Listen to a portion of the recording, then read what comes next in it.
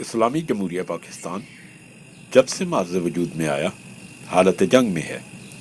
پاکستان کے دشمنوں نے کبھی اسے سکون کا سانس نہ لینے دیا۔ مارز وجود میں آتے ہی اسے ہندو اور سکھ کی دہشت گردی سے دوچار ہونا پڑا۔ پھر ابھی انتظامی امور اور اداروں کو خود مختار اور اپنی جڑیں مضبوط بھی نہ کر پایا تھا کہ اسے فوجی جنگ سے دوچار ہونا پڑا۔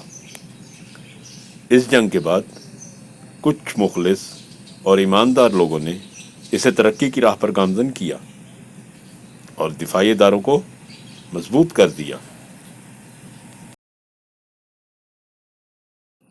ادھر دشمن نے بھی تمام صورتحال کا جائزہ لیا اور اس نتیجے پر پہنچا کہ اب اس ملک پر بارودی جنگ مسلط کرنا خود کو خطرے میں ڈالنے کے مترادف ہے۔ تو دشمن نے اپنا نقطہ نظر تبدیل کیا۔ پہلے اس نے ہمیں دوست بن کر اس بات پر آمادہ کیا کہ ہم اپنے ملک کی ترقی کے لیے عالمی اداروں سے آسان شرائط کی راہ پر گامزن کریں، مگر ایسا نہ ہو سکا۔ ہم قرض تو لیتے رہے، مگر اس پیسے کو بیرونی سازش اور اندرونی میر جعفر اور میر صادق کی موجودگی میں اداروں کو مضبوط بنانے اور ملک کی ترقی کے کاموں میں نہ لگا سکے۔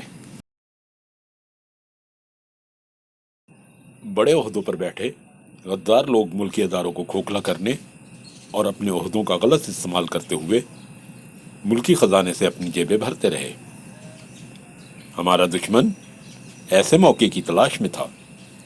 اس نے قرض دینا تو بند نہ کیا، مگر اپنی شرائط میں اضافہ اور سختی شروع کر دی۔ مگر پھر بھی ہمارے غدار مطلب پرست حکمرانوں نے عقل کے ناخن نہ لیے، بلکہ انہوں نے اپنی جیبیں بھرنے کے لیے اور زیادہ قرضے لینے شروع کر دیے، جس کے نتیجے میں ہم نہ صرف قرض کے بوجھ تلے دبتے چلے گئے، بلکہ ہم مہنگائی کی چکی میں بھی پستے چلے گئے۔ ہمارے معاشی، معاشرتی اور حکومتی فیصلوں پر بھی دشمن اثر انداز ہونے لگا، یہاں تک کہ حکومت بنانا اور حکومت چھوڑنا بھی دشمن کے مرہون منت ہے۔ کہنے کو یہاں جمہوری نظام ہے، مگر بیرونی حاکموں کی خواہش کو مد نظر رکھتے ہوئے عوامی فیصلوں کو بالائے طاق رکھ دیا جاتا ہے۔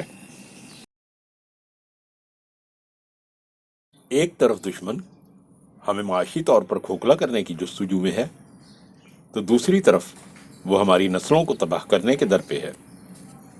اس کے لیے پہلے ہماری نوجوان نسل کے ہاتھوں میں تک سادہ بٹنوں والا موبائل پہنچایا،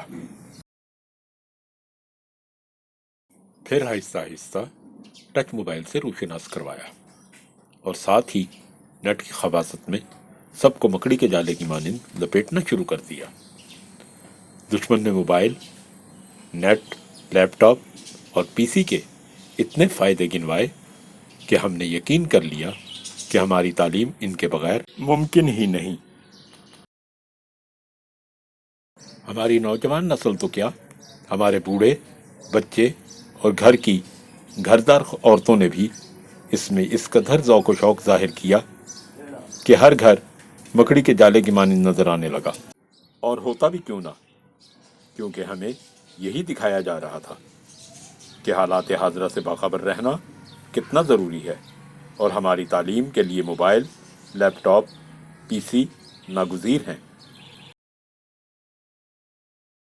یہ بات ہم اس وقت نہ سمجھ سکے کہ آج سے پہلے بھی لوگوں نے MBBS کیا، انجینئر بھی بنے اور بہتر طور پر ملک و قوم کی خدمت کرتے رہے۔ بہت سی ایجادات ہوئیں اور دفاعی شعبہ میں بھی ہم کافی حد تک مضبوط رہے، تو اب ہماری تعلیم ان ایجادات کی مرہون منت کیوں؟ بات صرف یہاں تک رہتی تو بھی ٹھیک تھا، مگر نیٹ پر عریانی فحاشی کا وہ طوفان برپا ہوا کہ خدا کی پناہ، جس سے ہماری نسلیں بے راہ روی اور گندگی کے ان گہرے گڑھوں میں گرتی چلی گئی کہ اب وہاں سے اللہ کی رحمت کے علاوہ دنیا کی کوئی طاقت نہیں نکال سکتی۔